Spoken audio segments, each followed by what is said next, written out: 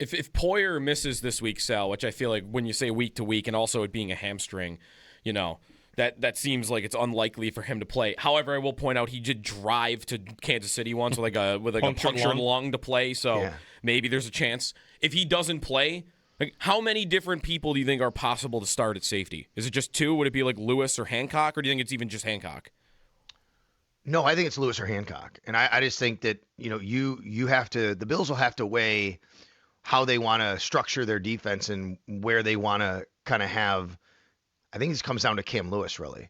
Like, do you have to have Cam Lewis as your primary dime safety, and are you going to play a lot of dime defense? If the Bills decide they're going to play a lot of dime defense and they need Cam Lewis, then they're going to probably put Jordan Hancock as the starting safety because Cam's going to have a role anyway.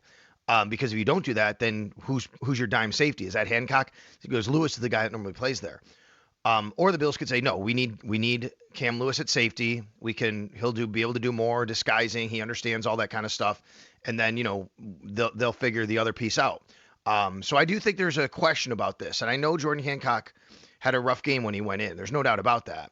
I would say though, it does help if he is going to start to have a full week of practice with the starters. You know what I mean? Like that was Ray Davis or Frank Gore last week. Like they knew they were playing all week because Ty Johnson was out, which helps them prepare better, have a better understanding of what their role is for the game instead of something popping up on a Thursday and saying, well, we don't really know if you're going to play or not. So I would say I'd be a little more confident in Jordan Hancock this week if he were to start. That said, though, it's still a dicey proposition because of what we saw last week. And I think maybe Cam Lewis is the safer play, but we'll see what they do.